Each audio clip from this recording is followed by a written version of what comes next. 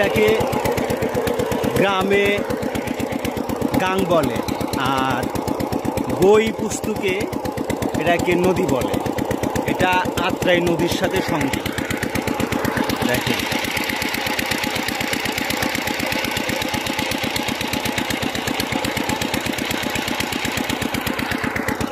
এই নদীটা খনন করছে দীর্ঘ 3 বছর কি 2 বছর আগে। এত পর্যন্ত গরম, আমি নিজেই এই মানে গোসলে নামছি।